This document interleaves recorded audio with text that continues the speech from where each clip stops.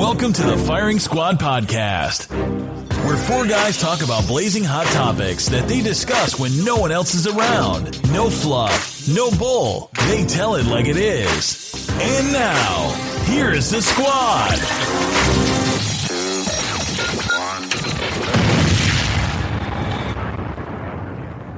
All right, fellas, we back. Lyles, what's the question? Shoot. So, we just talked about all the other angles, but my question to y'all is, how should black people feel about the fact that Donald Trump got elected? Scared. That's a good question. I'm gonna say, like, the day after Donald Trump won the election, it was like a funeral. You think somebody died in the black community. Mm-hmm. Like, people were nervous. I went to the store, man. They were just so quiet. It was like, and I'm looking like, so what? Like, we still gotta, pick up the pieces and keep on going. Like, we can't, nothing gonna stop just because Donald Trump is the president. Like, we still got it. It's not gonna change our day-to-day lives. We still gotta get out and, do what we gotta do. You felt that way? So, yeah, I'm gonna piggyback on Randy. Yeah, go ahead. Who's next? I was gonna say, I think, just to piggyback off what Randy said, I did see a lot of that. But I guess for me, I felt like it's business as usual. We had somewhat of an interruption for the past 8 years, and it's kind of back to business as usual. Because I always said, I remember me and June was talking about like when he was still in the primaries. He's not an ideologue. He's not. That's not him. He's more of a moderate. So I figured he would say some stuff because, dude's a reality.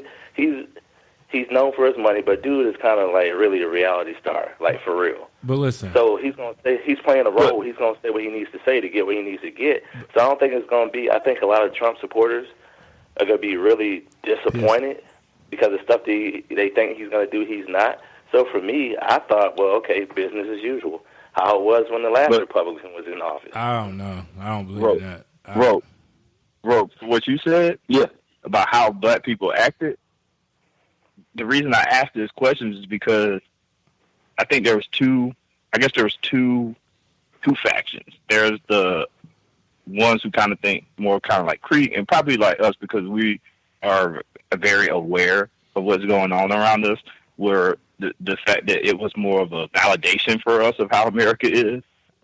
I got to completely. And then there was that other group that was acting the way that Rote was just talking about, like the funeral, where it was kind of like they were just like, "Oh my God, is this what they really think of us?" Right. It was it was kind of an eye opener. Right. It was like a slap in the face, kind of like an eye opener thing to them. Then they were like, "Oh my God, they really don't. They really." I got a third perspective. They're really not fucking with it. And I got one that's completely. I got a completely third perspective though, a different one, because the day after he got elected, I woke up inspired. Because my thing is this, I'm always an opportunist, and I know when everybody else laying down, you know what I'm saying, and just being I say uneducated in terms of what the president can actually do and sleeping. Like anytime I'm backed in the corner, like I'm like, okay, this is an opportunity for me to excel. You see what I'm saying? So what positive can you take from this? Hey, if I need my business to thrive, to help support my family, what is this joker going to do in terms of business? What opportunities can I take advantage of? Like I was like, look, I'm in this. I'm not going to spend over 1,400 days, you know what I'm saying, sad. I'm not going to spend one day afterwards, not searching for a solution for a better way. And just like Roper said, the presidency, man, is very rarely that is going to affect your day-to-day comings and goings. No, this is why I disagree. And this is why I'm scared. Because first of all, it's playing out. Look who Trump is surrounding himself, the people he's surrounding himself with in his cabinet. Those are the people that's going to be in his ear. 2, the policies that he wants to put in place and enact are scary to me. And it's scary for my son, who will be 2 tomorrow. The stop and frisk type stuff, putting Rudy Giuliani like a potential attorney general, to where he gets to make the decision whether or not he wants to go forward with a case against Ferguson or the case in Minnesota. He gets to make those decisions, whether the State Department is going to investigate George Zimmerman. That's scary to me, because those are the people he's putting in power and giving a voice to. So it's not even about what Trump can do to me. I'm not scared of him. I'm not physically scared of a white person attacking me. I'm scared of.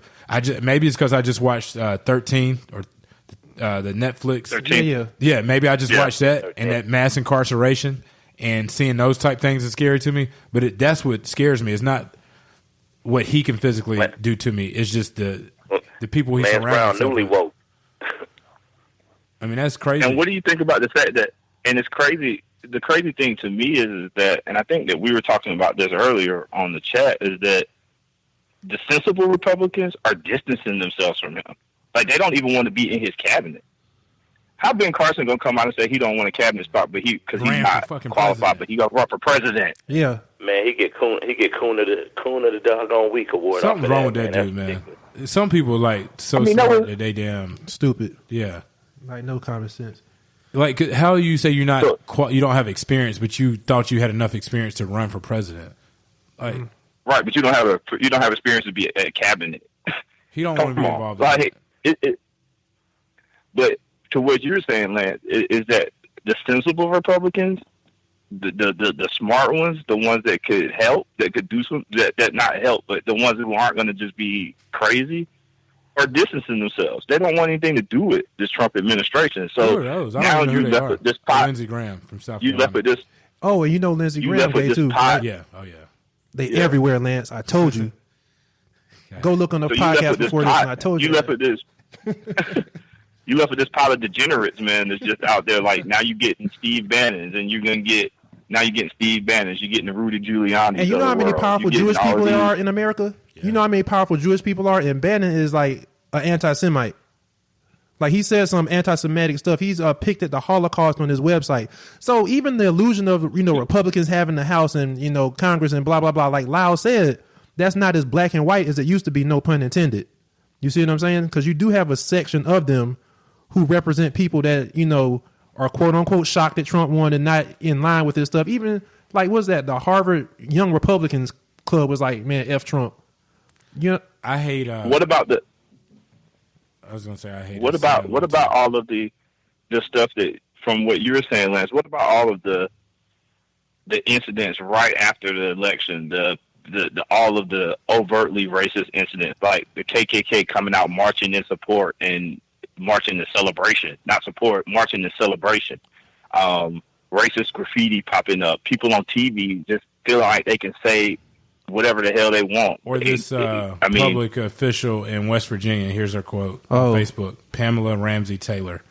It will be so refreshing to have a classy, beautiful, dignified first lady back in the White House.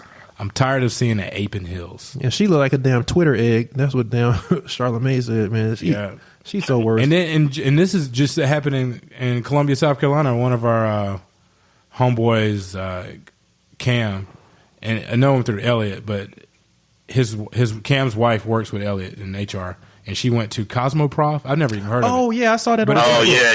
Yeah. But it's like a subsidiary of Sally's.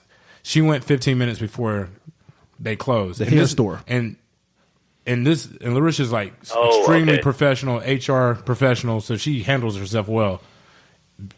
She went in 15 minutes, and the lady was agitated because 15 minutes before closing, maybe she counted down her drawer already, I don't know. But she called her a nigger. And then Larisha's like, excuse me? And she started like cussing, repeated it. She said that she was a Trump supporter. So Larisha starts recording her. The lady's flipping her off, and then she told her husband she was going to call her husband. He was a cop, and he was going to come fuck her up. That's what she told her. Wow, my thing is this. My first demand from Trump after he got elected the day after was I was like, look, this dude is the president-elect. He needs to be behind the podium, and he needs to actually address these people in a presidential forum. But this dude took the opportunity on a 60-minute interview. Who under the age of 75 watches 60 Minutes? Right. He said on 60 Minutes, like, I see you doing these things. Just stop it. Like, just look at me. Stop it. Get your punk ass on Twitter fingers, like you do every day. Twitter. I'm talking about like behind that podium, like Dave Chappelle was talking about that yellow cake. I'm talking about with the presidential seal. You know what I'm saying? On the podium. I'm talking about like while I'm watching my TV shows, I want to interrupt yellow it. cake. Yeah, I want the TV show interrupted with Trump. Like, look. That's how you know he wasn't serious, though. Because I know. If he was serious, he would have tweeted it. But he acted like he did it.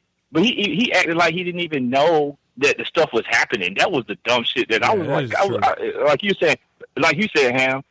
You had even on 60 Minutes, which, like you said, nobody fucking watches 60 Minutes. But even whatever platform you took, the very first thing you needed to do was stand in front of America and walk back some of that dumb shit you said, and then denounce all these people doing all of this crazy racist stuff in your name.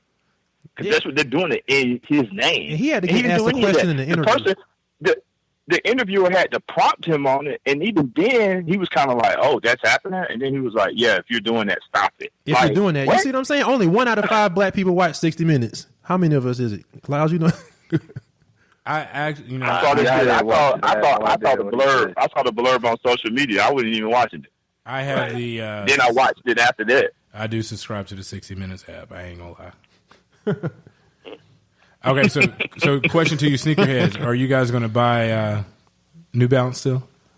No, I'm always woke. No, fuck and I'm gonna start reading The Economist. Anyway. Y'all fuck those trash ass shoes. Randy, Roper. Yeah, nobody buying New Balance. Nah, we're not supporting. No, I got New Balance. I got New Balance in my closet, man. I'm just like, I'm just gonna give them away. I don't even want them. Man, burn them. I'm not gonna even try to sell them. I'm like, I ain't gonna burn them because I spent some money. Cause I got a couple of limited edition joints. I got those like Year of the Dragon Chinese joints and shit. I mean, I can sympathize, but I really can't empathize. You know, because I hear what you're saying, though, but I ain't saying all that. You ain't got to burn them. Yeah, we burn them. So what about Tony Romo? I might not wear them. Just disrespect them, but just wear them to truly just wear them to kick around and cut grass. So okay. So what do you feel about? Okay, so on that, if any corporation or anybody else, if they come out in support of Trump, will you automatically stop supporting them? Absolutely. Listen. Yes, unless it's SCENG. Let me give you an example. You know me. I love barbecue. Nice. I love barbecue. Love it. Probably eat it a couple days a week. I have yet in my life to ever eat at Maurice's. Never. Me too. And guess what? You know I love me some barbecue too. And listen, Laos, I can actually pretend like I don't know because the flags came down 10 years ago. And he did. That's the double. I can pretend like it didn't happen. And he did. I can pretend like it didn't happen. It was, and when I got to USC in 2000 was when they were marching flags, and that's when it was all in the paper about Maurice's barbecue, and he had that. I didn't even know you could get a flag that big. Dude, that junk is huge. And he had a flag the size of I-26 that was a Confederate flag. And since that moment, I was like, I could never eat his barbecue. In multiple locations. He got the Piggy Park. He got 15 locations. Oh, and he used to supply the barbecue for Russia's too. See, for real, got your ass. God. But listen, I can pretend like I don't. I see that sign and say the best brisket in town, best ribs in town, and I'm like, I'm gonna go try them out because the flag down. And I'm like, nope, I can't, because I just know. So no, if you align yourself with him, then I'm done. Period. Yep. Forever. Can't do it. What about all of the? What do you think about all of the ad? Let's talk about the opposite side. The fact that there's so much backlash from so many different, I guess, subsects of people. Like the NBA, a couple of NBA teams came out and said that they won't stay at Trump hotels. Even the football player, you got people from the Tampa, Mike Evans. Evans, yeah, he said he's not doing his national anthem now. Yeah, that lasted for one game though. But I'm saying but do you think all of this stuff, all of that stuff, the fact that the NBA came out and said, hey, I think right now it's only 8 teams, but I'm pretty sure that number is going to grow as time goes on, and eventually all 30 teams going to be like, we're not staying at Trump Hotel. Or the fact that if you win a ship, are you going to go and meet the president at the White House and take your picture with him? Oh yeah. Oh come on, man. And one thing that's inevitable that black people going to be on a championship team. I don't care. It's going to happen. This is like a hockey team. It's going to happen. It's going to happen. You can't deny us that. I do think that Trump as a businessman. I think Trump as a businessman, he's going to be affected like a lot of people not gonna be supporting, like you said, like his brand, his hotel.